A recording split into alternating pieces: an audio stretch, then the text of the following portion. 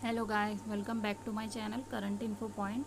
And हम उत्तर प्रदेश special की जो सीरीज़ चला रहे थे ये उसमें अगला पार्ट है।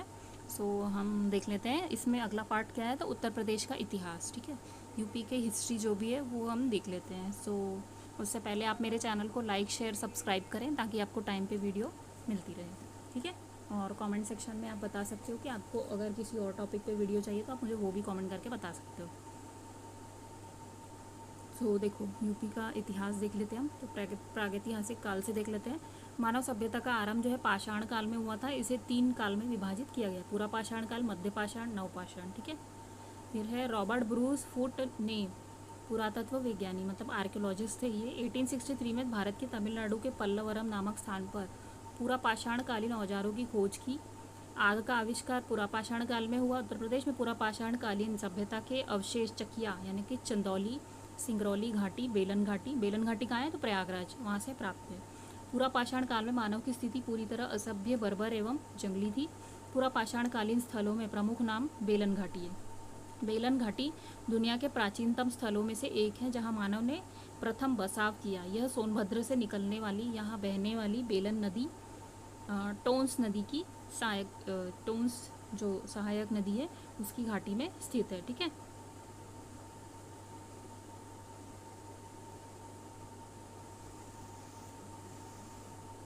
अब देखो, बेलन घाटी दुनिया के उन प्राचीनतम स्थलों में से एक है जहां मानव ने प्रथम बसाव किया, ठीक है। बेलन घाटी कहाँ है तो प्रयागराज में है। सोनभद्र से निकलने वाली, यहाँ बहने वाली बेलन नदी, टोंस की सहायक नदी है बेलन नदी, ठीक है, उसकी घाटी में स्थित है।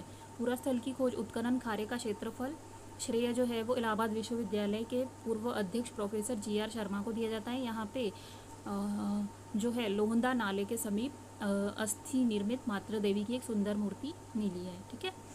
यहाँ के निवासी आरंभ में आखेट यानी कि शिकार करते थे। आदि के लिए क्वार्टजाइट, कठोर एवं रूपांतरित से बने पत्थर से बने औजारों का प्रयोग करते थे। पूरा पाषाण कालीन अवशेष सोनभद्र स्थित सिंगरौली घाटी तथा वाराणसी के क्षेत्र के चकिया में भी प्राप्त हुए हैं। मध्य पाषाण कालीन सभ्यता के उत्तर प्रदेश में प्रमुख क्षेत्र सराय, नहरराय, महादहा, दमदमा और चौपानी मांडो है। देखिए ये तीनों प्रतापगढ़ जिले में, सराय, नहरराय, महादहा और दमदमा।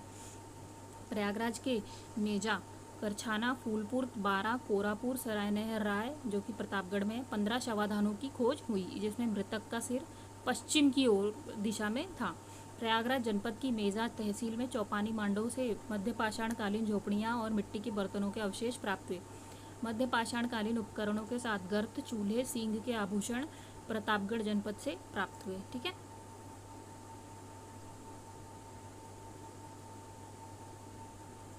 देखो,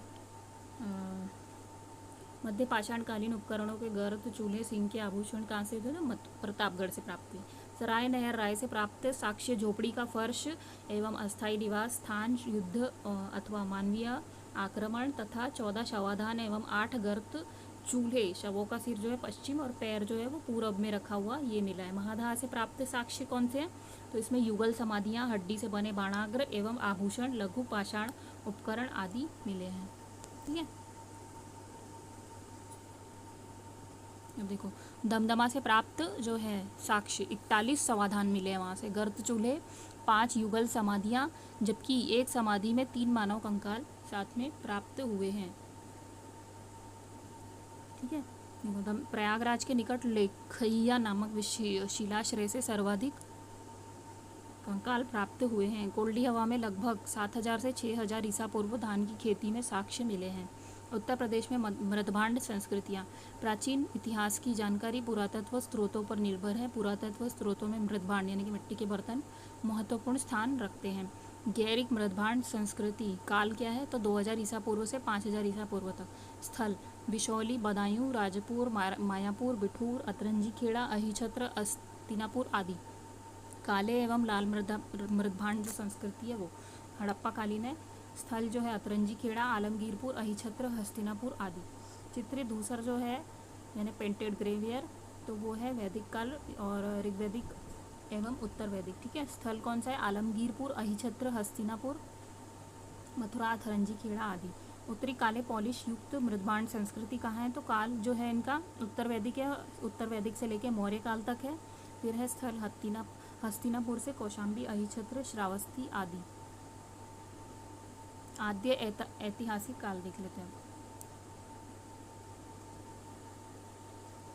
इस काल में सर्वप्रथम तांबा का प्रयोग किया गया, बाद में कांसा और फिर लोहे का उपयोग शुरू हुआ।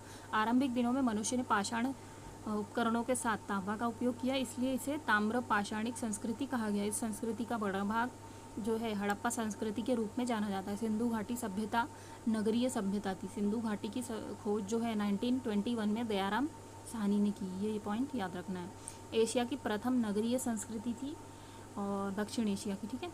और आलमगीरपुर के अतिरिक्त उत्तर प्रदेश में हुलास, जो कि सहारनपुर में बड़ा गांव, बागपत, मानपुरा, बुलंदशहर, कैराना शामली में है, मंडी गांव, मुजफ्फरनगर आदि स्थलों की पहचान हड़प्पा बस्तियों के रूप में की गई। आलमगीरपुर में मनके, रोटी बेलने की चौकी, कटोरी के अनेक टुकड़े अवशेष मिले हैं। मिट्टी के बर्तनों पर मोर छपे हुए, गिलहरी आदि के जो मिले हैं, ठीक है, उनके जो चित्र होते हैं ना वो बने हुए मिले हैं, ठीक है। और कुछ लिपियाँ प्राप्त हुई है, जिससे ज्ञात होता है कि यहाँ के निवासी लेखन कला में परिचित होंगे। रामायण की रचना महर्षि वाल्मीकि से ब्रह्मवर्क बिठूर कानपुर से की गई है। रामायण की कथा का संबंध अयोध्या राज्य के इक्ष्वाकु वंश से संबंधित है। और महाभारत की जो रचना महर्षि वेदव्यास ने की थी, इसका पुराना नाम जय संहिता था। विश्व का सबसे बड़ा महाकाव्य है ये, ठीक है। ऋग्वैदिक अथवा पूर्व वैदिक काल 1500 से 1000 ईसा पूर्व जो है उसको माना जाता है। प्राचीन भारत में सिंधु घाटी सभ्यता के बाद वैदिक सभ्यता का विकास हुआ, फिर इस काल में वैदिक सभ्यता के नाम से जाना जाता था। आर्यों द्वारा निर्मित जो है सभ्यता वैदिक सभ्यता थी। आर्यों की भाषा जो है वो संस्कृत थी, ठीक है। आर्यों द्वारा खोजी गई धातु लोहा थी, इसमें श्याम अयस कहा जाता था। तांबे को लोहित अयस कहा जाता था। और वैदिक कालीन संस्कृति का मुख्य केंद्र जो है वो यूपी ही था। उस समय इसे मध्य देश कहा जाता था। मध्य देश का विस्तार सरस्वती नदी से लेकर गंगा नदी के दोआब क्षेत्र तक विस्तृत था। फिर इसमें उत्तर वैदिक कालीन लाल मृदभांड के अवशेष संपूर्ण उत्तर प्रदेश में प्राप्त हुए। पांचाल राज्य की राजधानी कामपिल्य थी। इस राज्य का विस्तार जो है बरेली, फर्रुखाबाद, बदायूं आदि क्षेत्रों तक सीमित था। गोत्र नामक संस्था का जो है उत्तर वैदिक काल में हुआ और उत्तर वैदिक काल के अंतिम चरण को महाकाव्य काल कहा जाता है। महाकाव्य कौन से हैं? तो रामायण और महाभारत, ठीक है। अब उत्तर वैदिक काल देख लेते हैं, जो 1000 से 600 ईसा पूर्व तक रहा। और ऋग्वैदिक कालीन सभ्यता का ज्ञान ऋग्वेद से प्राप्त हुआ। इसके प्रवर्तक आए थे आर्य, ठीक है, आर्य थे। जिनका निवास गंगा के ऊपरी घाटी क्षेत्र में अफगानिस्तान एवं वर्तमान पंजाब तक फैला हुआ था। 7 नदियों का क्षेत्र होने के कारण इसे सप्त सैंधव कहा गया। ये नदियाँ थी सिंधु, सरस्वती, शतुद्री मतलब सतलज, परशुणी मतलब रावी, विपास यानी व्यास, अस्किनी यानी चेनाब एवं वितस्ता झेलम। इसमें वर्तमान उत्तर प्रदेश के कुरु, पांचाल, काशी जैसे राज्य शामिल थे। कुरु राज्य का विस्तार मेरठ से दिल्ली व हरियाणा तक विस्तृत था। इसकी राजधानी इंद्रप्रस्थ थी। इसकी पहचान हस्तिनापुर के रूप में की जाती है। काशी वर्तमान क्षेत्र में स्थित है। उत्तर वैदिक काल में अजातशत्रु काशी का राजा था। महाजनपद काल देख लेते हैं, ठीक है। महाजनपद काल जो है 6ठी शताब्दी ईसा पूर्व का काल का भारतीय इतिहास का महत्वपूर्ण कालखंड है। बौद्ध ग्रंथ अंगुत्तर निकाय, महावस्तु एवं जैन में उस समय के 16 महाजनपद थे। महाजनपद देख लो उत्तर प्रदेश के परिप्रेक्ष्य में।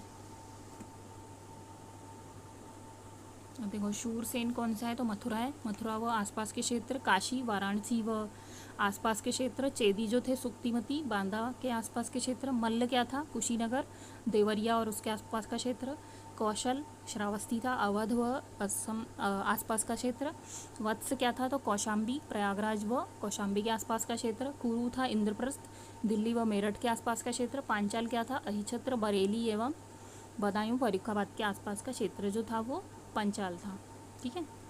जैन धर्म, जैन शब्द जिन या जैन से बना है, जिसका अर्थ विजेता है। 6ठी शताब्दी पूर्व भारतवर्ष में 2 नए धर्मों का जो मध्य देश यानी कि उत्तर प्रदेश पर व्यापक प्रभाव पड़ा। जैन धर्म के संस्थापक कौन थे? तो ऋषभदेव और प्रथम तीर्थंकर भी थे।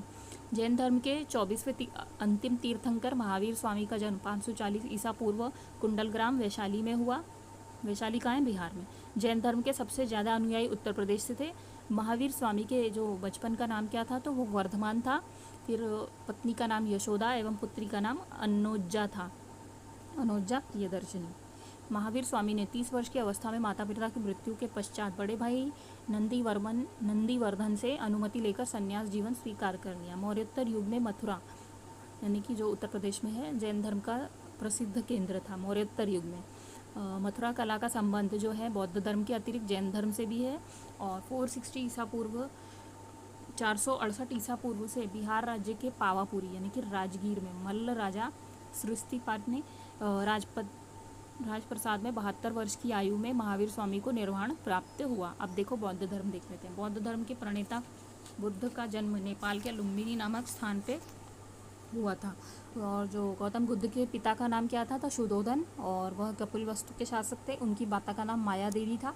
बिना अन्न जल ग्रहण किए 6 वर्षों की कठिन तपस्या के बाद 35 वर्ष की आयु में वैशाख पूर्णिमा की जो रात पीपल वृक्ष के नीचे निरंजना नदी के किनारे पर सिद्धार्थ को ज्ञान की प्राप्ति हुई। ज्ञान प्राप्ति के पश्चात सिद्धार्थ बुद्ध नाम से भी जाने गए तथा वो पेड़, वह स्थान जहाँ उन्हें ज्ञान की प्राप्ति हुई उसे बोधगया कहलाया। बुद्ध ने अपने उपदेश कौशल और वैशाली कौशाम्बी में दिए, लेकिन सर्वाधिक उपदेश कौशल देश की राजधानी श्रावस्ती में दिए। ठीक है।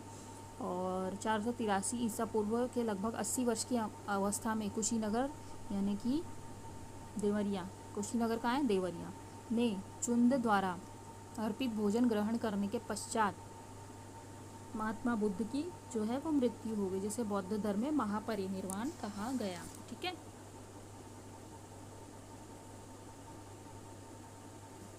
उत्तर प्रदेश बौद्ध धर्म का प्रमुख केंद्र इसलिए भी कहा गया क्योंकि अधिकांश समय बुद्ध ने उत्तर प्रदेश में व्यतीत किया। उत्तर प्रदेश में प्रमुख जो बौद्ध स्थल है वो कौन से? कपिलवस्तु है, सारनाथ है, कुशीनगर है और श्रावस्ती है। ठीक है। अब देखो स्तूप और उनके निर्माता देख लेते हैं। कपिलवस्तु को शाक्य थे, कुशीनगर जो है वो मल्ल, और रामग्राम तो ये है कोलीय, और पावा मल्ल थे। ठीक है। अब देख लो भागवत, वैष्णव और शैव धर्म। जैन और बौद्ध धर्म की भांति भागवत, वैष्णव, शैव तथा शाक्य धर्म के लिए भी उत्तर प्रदेश एक महत्वपूर्ण क्षेत्र रहा। ठीक है। रामानुजाचार्य विशिष्ट द्वैतवाद, निम्बकाचार्य द्वैताद्वैतवाद, वल्लभाचार्य शुद्धाद्वैतवाद, माधवाचार्य द्वैतवाद। इस संप्रदाय का प्रधान उपस्य देव वासुदेव है। वैष्णव संप्रदाय या वैष्णव धर्म का प्राचीन नाम ही भागवत धर्म था या पंचरात्र मत। ठीक है। अब देखो मगध साम्राज्य के प्रमुख राजवंश देख लो, जो है हरियंका, फिर शिशुनाग, फिर है उसके बाद नंद, फिर है मौर्य।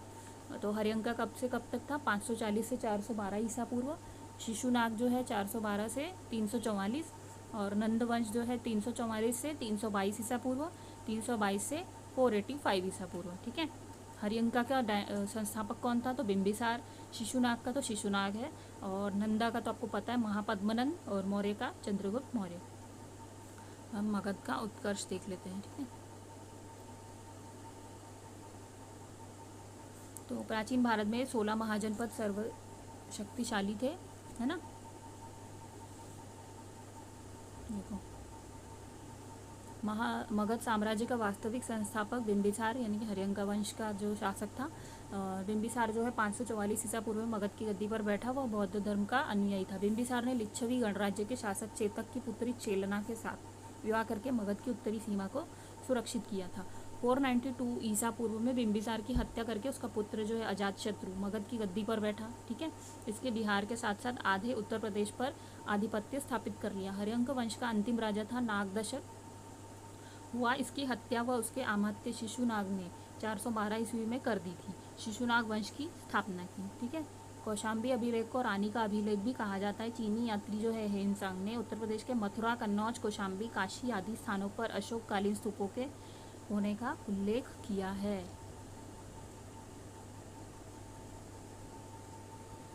अब देखो शिशुनाग वंश देख लेते हैं। शिशुनाग वंश ने 413 ईसा पूर्व में राजगीर में अपना राजवंश स्थापित किया।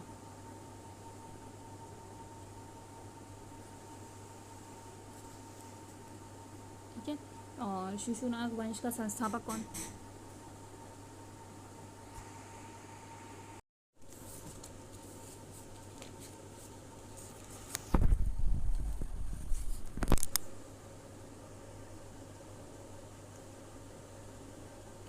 सो गाइस अब हम नंद वंश देख लेते हैं।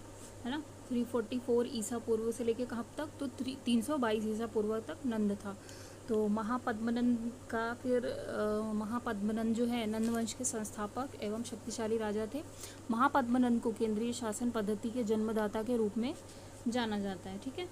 नंद वंश का अंतिम शासक जो है वो धनानंद था। धनानंद, इसी को रिप्लेस किया था चंद्रगुप्त मौर्य ने with the help of Chanakya. Chanakya का और एक नाम क्या था, तो विष्णुगुप्त, ठीक है। धनानंद के शासनकाल में भारत की उत्तरी पश्चिमी सीमा पर सिकंदर का आक्रमण 326 में हुआ। अगर मान लो कभी क्वेश्चन में पूछ ले कि कब हुआ था, जैसे एसएससी हो गया या रेलवे हो गया ना, तो उसमें one liner short short question होते हैं, तो उसमें ऑप्शन ही दिए होते हैं, तो उसमें आपको पता होना चाहिए 326 ईसा पूर्व में जो है वो सिकंदर का आक्रमण हुआ था। अब देख लो शुंग वंश देख लेते हैं हम लोग, है ना। शुंग वंश देख लेते हैं एक बार। पुष्यमित्र शुंग ने 184 ईसा पूर्व मगध में शुंग वंश की नींव डाली। शुंग वंश ने अपने राजधानी पाटलिपुत्र को बनाया। बाद में फिर इसने जो है अपनी राजधानी विदिशा में स्थापित कर दी, है ना। पहले पाटलिपुत्र, बाद में इसने विदिशा में स्थापित की। भरूच स्तूप का निर्माण पूर्ण रूप में सम्राट अशोक के शासनकाल में लगभग 250 ईसा पूर्व में शुरू किया गया था। बाद में शुंग वंश जो है शुंग वंश द्वारा लगभग 100 ईसा पूर्व में इसका विस्तार किया गया। शुंग वंश शुंगकालीन साम्राज्य की सीमा जो है चंद्रगुप्त मौर्य के शासन के समान ही थी, ठीक है। अब हम लोग यवन देख लेते हैं जो कि इंडो ग्रीक थे। अब हिंद यूनानी शासकों में सबसे अधिक विख्यात मिनांडर था, है ना, सबको पता है मिनांडर था।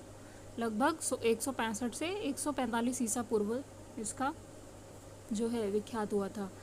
इसकी राजधानी क्या थी, तो शाकाल शिक्षा का प्रमुख केंद्र थी। मिनांडर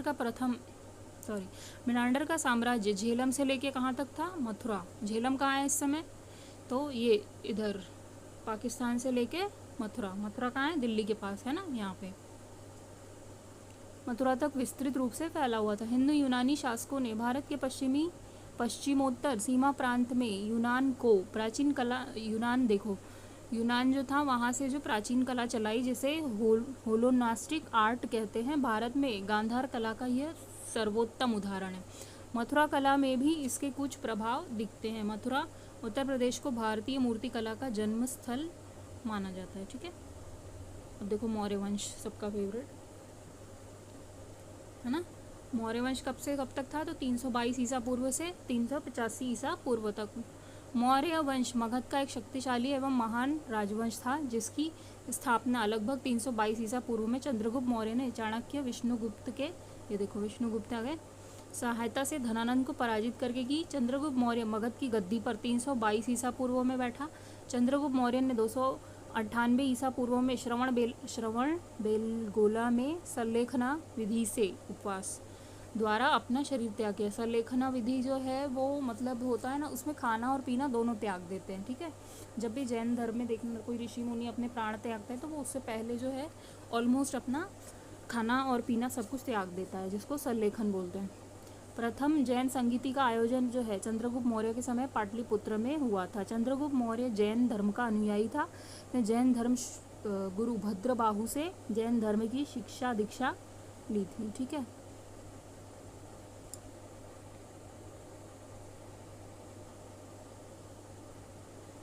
अब हम अगला देख लेते हैं अशोक चंद्रगुप्त के बाद, ठीक है।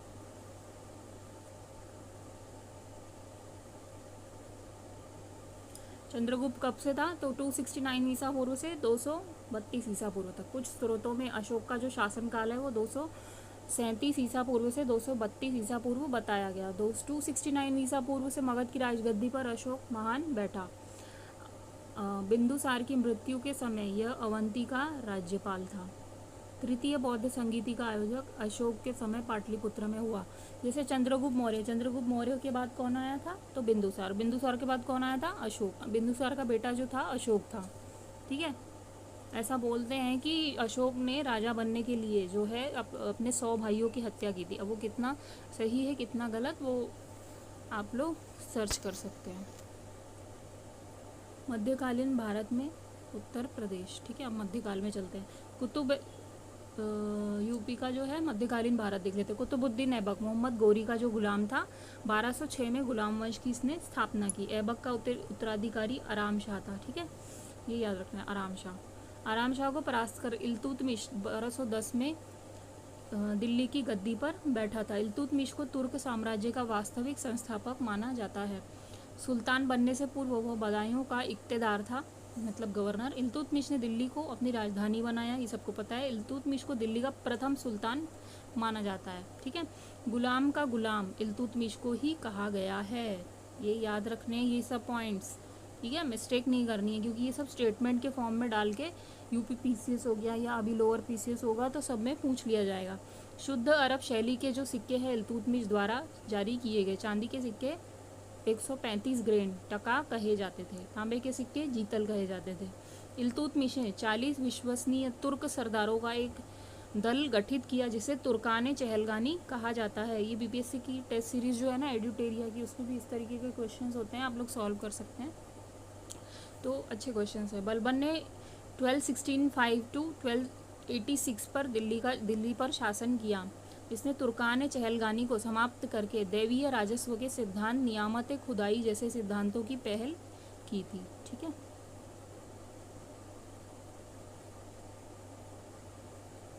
अब देखो, दिल्ली सुल्तान पर शासन करने वाले 5 वंश, गुलाम वंश, खिलजी वंश, तुगलक, सैयद, लोधी, ये सब क्रमागत में आपको याद रखना है, एक भी ऊपर नीचे नहीं, ठीक है।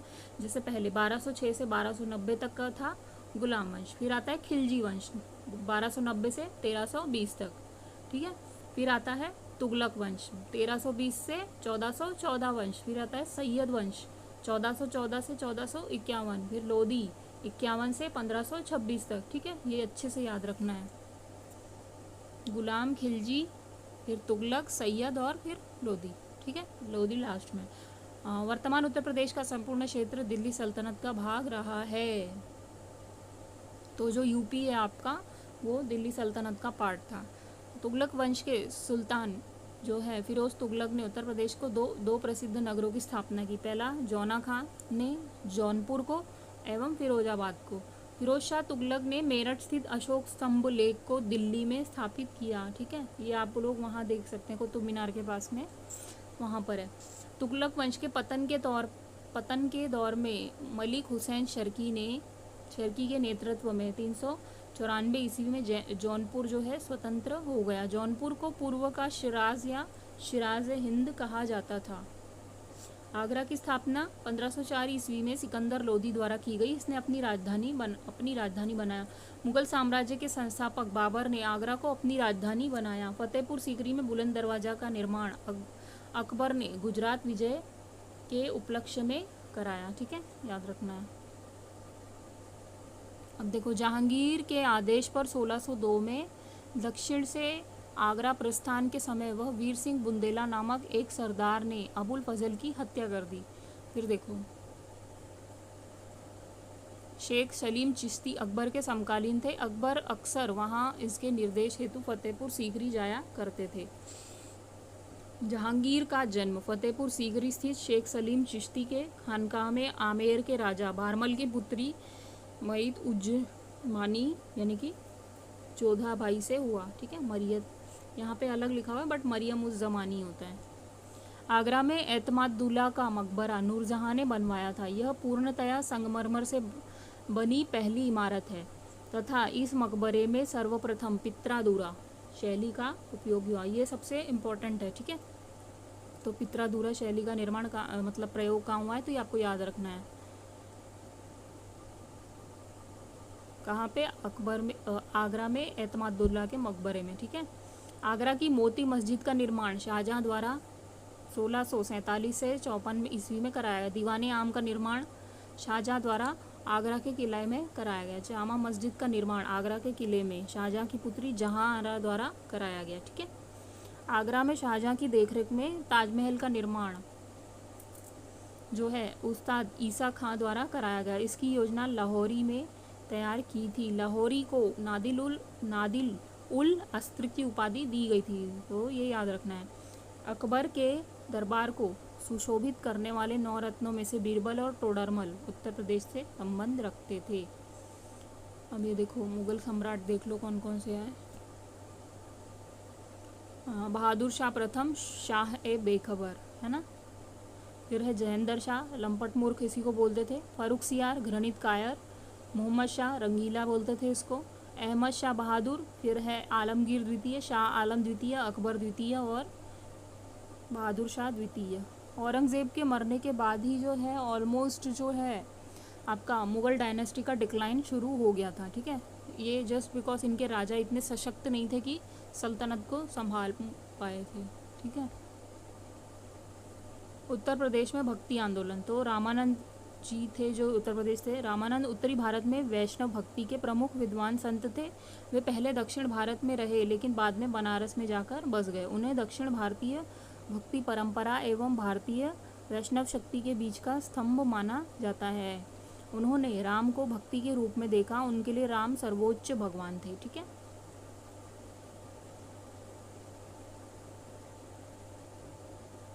रामानंद को जो है शिक्षाएं जो है उनकी, या रामानंद की जो शिक्षाएं जो है रामानुज के समान थी। उन्होंने अंतर जातीय भोजन पर से जो प्रतिबंध थे वो हटा दिए थे। उनके मूल 12 शिष्यों में कम से कम एक महिला या निचली जाति के सदस्य, देखो ये एक महिला या निचली जाति के सदस्य और एक मुस्लिम शामिल थे, ठीक है। वल्लभाचार्य, फिर वल्लभाचार्य का जन्म 1479 में हुआ। कहाँ पे? वाराणसी में। वो एक तेलुगु ब्राह्मण थे। उन्होंने शुद्ध द्वैत यानी कि पूर्ण द्वैत का दर्शन दिया था। वह पुष्टि मार्ग, अनुग्रह का मार्ग के संस्थापक थे। इसे वल्लभ संप्रदाय के नाम से भी जाना जाने लगा। पुष्टि मार्ग संप्रदाय का एक उप परंपरा है। उन्होंने कृष्ण भक्ति पर जोर दिया। वह एक प्रसिद्ध कृष्ण भक्ति संत कवि थे। ऐसा माना जाता है कि सूरदास और अष्टछाप से संबंधित 7 अन्य कृष्ण भक्ति कवि वल्लभ के शिष्य थे। संप्रदाय का प्रमुख जो मंदिर है वो राजस्थान के नाथ द्वारा में स्थित है, जहाँ कृष्ण की एक विशिष्ट छवि को श्रीनाथ जी भी कहा जाता है। आपने देखा होगा, है ना, श्रीनाथ जी। गुजरात और राजस्थान जो है वहाँ पे बहुत इनकी मान्यता है। जो ये श्रीनाथ जी हैं, है ना, तो ये कृष्ण जी को ही श्रीनाथ जी कहा जाता है। तो ये गुजरात में, आप लोग गुजरात वगैरह जाएंगे तो वहाँ पे आपको ये सब बहुत देखने को मिलेंगे। तो जो कृष्ण जी को श्रीनाथ जी कह के बुलाते हैं, ठीक है। अब सूरदास भी प्रसिद्ध वल्लभाचार्य के शिष्य थे, 1478 से 1583 तक, ठीक है। सूरदास का जन्म जो है रूनकला जिला आगरा उत्तर प्रदेश माना जाता है। कुछ विद्वानों ने दिल्ली के निकट सीही ग्राम का जो है उनका जन्म स्थान माना। सूरदास पुष्टि मार्ग संप्रदाय के अष्टछाप कवियों में प्रसिद्ध थे, ये याद रखना है। इनके गीत कृष्ण भक्ति पर थे, ये पता ही है आपको। उनके द्वारा रचित सूर सागर कृष्ण के बचपन और युवावस्था के दौरान कोमल स्नेह और आनंद के साथ उनके कारनामों का वर्णन करता है। कबीर की, अब देखो कबीर, ये सबसे इम्पोर्टेंट है कबीर भक्ति आंदोलन में। संत कबीर का जन्म काशी में हुआ। कबीर जो थे वो स्वामी रामानंद के शिष्य थे। कबीर जो है वो 1398 to 1518 तक इनका काल माना जाता है। कबीर ने अपनी रचनाओं में स्वयं को जुलाहा बताया। कबीर की कुछ रचनाएं गुरु ग्रंथ साहिब में भी संकलित हैं। इनके जो अनुयायी थे उनको तो ऑब्वियस है कबीरपंथी कहा जाता था। कबीर निर्गुण भक्ति यानी कि रूप और गुण के बिना सर्वोच्च सत्ता के, मतलब ईश्वर का कोई रूप नहीं है, वो निर्गुण है, निराकार है, ठीक है, ये मानते थे वो। कबीर को मूर्ति पूजा का प्रबल विरोधी माना जाता था। अब जब आप कोई रूप ही नहीं मान रहे हो तो आप मूर्ति पूजा को कैसे सपोर्ट करोगे ना। ईश्वर तो हर चीज़ में है, हर कण में है, हर इसमें है। जैसे मान लो प्रकाश है सूर्य से, तो उसमें भी ईश्वर है। तो इसमें सूर्य के प्रकाश का कोई साइज या कोई रूप या कोई गुण नहीं है ना। तो इसी प्रकार कबीर की मूर्ति पूजा का प्रबल विरोध माना जाता है। कबीर ने मूलतः साखी, सबद और रमैनी की रचना की। और कबीर की रचनाओं के संकलनों में बीजक सबसे प्रसिद्ध है। उसके छंद सिख के पवित्र ग्रंथ आदि ग्रंथ में पाए जाते हैं। वह एक कवि, संत, समाज सुधारक और आध्यात्मिक व्यक्ति थे, ठीक है, याद रखना है। गुरु नानक की, अब देख लो गुरु नानक जो बचे हैं, ठीक है। गुरु नानक की जो शिक्षाएं हैं, दर्शन भारतीय दार्शनिक चिंतन का एक महत्वपूर्ण हिस्सा है। सिखों के प्रथम गुरु जो है गुरु नानक देव जी का जन्म जो है कार्तिक शुक्ल पूर्णिमा को 1469 में हुआ। पहले वह पहले सिख गुरु और सिख धर्म के निर्माता होने के साथ साथ निर्गुण भक्ति संत और समाज सुधारक भी थे। उन्होंने निर्गुण भक्ति रूप और गुणों के बिना सर्वोच्च सत्ता का उपदेश दिया।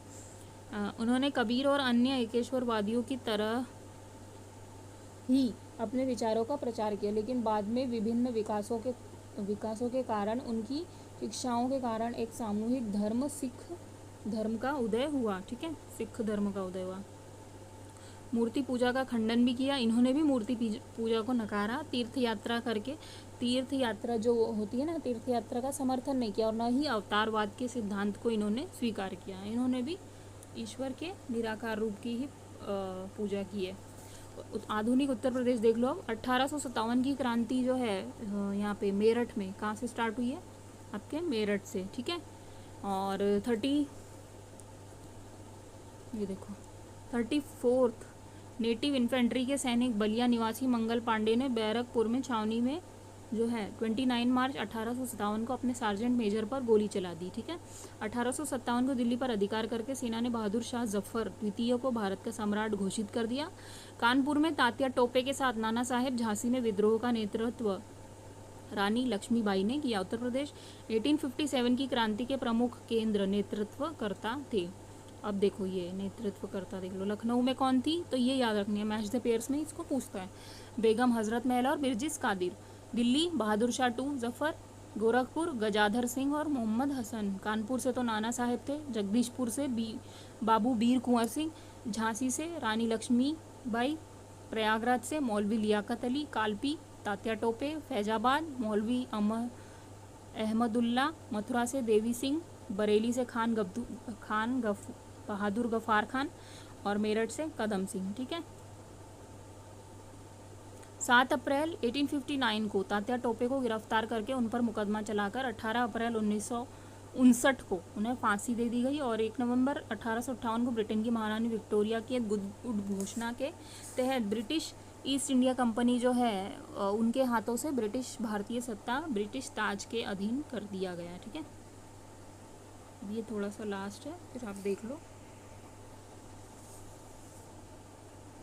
वर्ष 1858 में दिल्ली के अंतर्गत क्षेत्र को उत्तर पश्चिमी प्रदेश से पृथक करके प्रदेश की राजधानी को आगरा से इलाहाबाद स्थानांतरित किया गया था। ठीक है, उत्तर प्रदेश के गोरखपुर जनपद में स्थित चौरा चौरी नामक स्थान पर 4 फरवरी 1922 को हुई हिंसक घटना से व्यथित होकर महात्मा गांधी ने 42 फरवरी 1922 को असहयोग आंदोलन को स्थापित कर दिया। महात्मा गांधी काशी विद्यापीठ की स्थापना असहयोग आंदोलन के दौरान जो है बाबू शिव प्रसाद गुप्त के द्वारा रखी गई थी। महात्मा गांधी ने इसकी आधारशिला रखी थी। ठीक है, ये याद रखना है। 1928 में लखनऊ में साइमन कमीशन का बहिष्कार किसने किया? तो जवाहरलाल नेहरू के नेतृत्व में हुआ था। स्वराज पार्टी की स्थापना 1923 में चित्तरंजन दास तथा मोतीलाल नेहरू ने की थी। 1875 में सर सैयद अहमद खान के नेतृत्व में अलीगढ़ आंदोलन चलाया गया। भारतीय कम्युनिस्ट पार्टी की स्थापना 26 दिसंबर जो है 1925 को मानवेंद्र नाथ राय के नेतृत्व में की गई थी। उत्तर प्रदेश किसान सभा का गठन फरवरी जो है 1918 में गौरी शंकर मिश्रा, इंद्र नारायण द्विवेदी, मदन मोहन मालवीय ने संयुक्त रूप से की थी।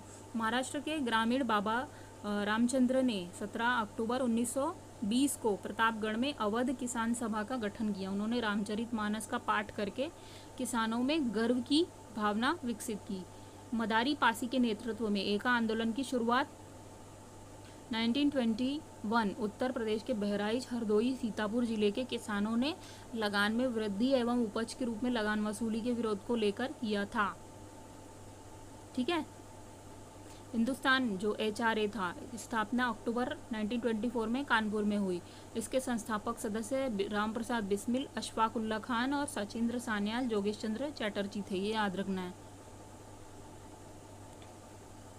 चंद्रशेखर आज़ाद ने वर्ष 1928 में दिल्ली के फिरोजशाह कोटला मैदान में है ना इनका नाम परिवर्तित करके हिंदुस्तान सोशलिस्ट रिपब्लिक एसोसिएशन कर दिया। इस संगठन का मुख्यालय आगरा बना दिया गया है। हिंदुस्तान ये जो HRA के सदस्यों ने 9 अगस्त 1925 को लखनऊ के निकट काकोरी में 8 डाउन ट्रेन को रोककर सरकारी खजाने को लूट लिया। इस घटना ने मुख्य रूप से रामप्रसाद बिस्मिल, अशफाक उल्ला खान और राजेंद्र लाहिड़ी को फांसी की सजा हुई।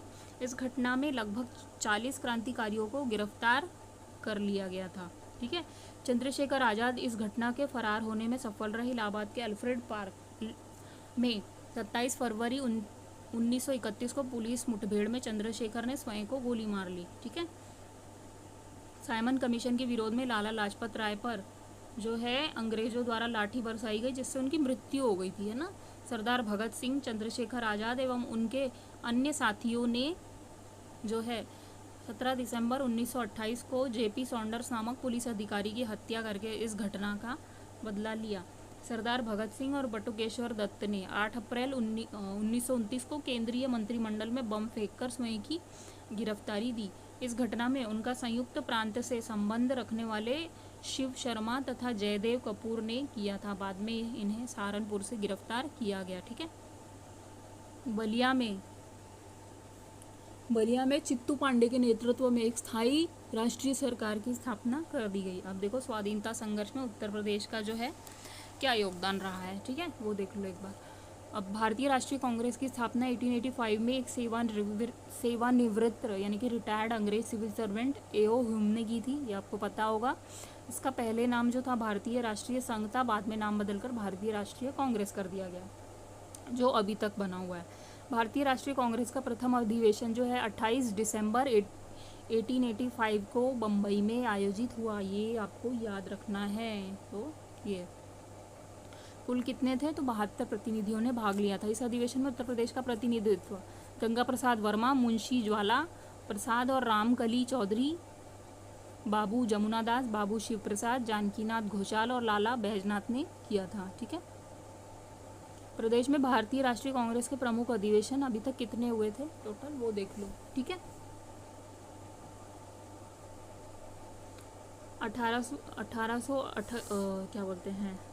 88 में इलाहाबाद में हुआ, प्रयागराज में जॉर्ज यूल थे इसके।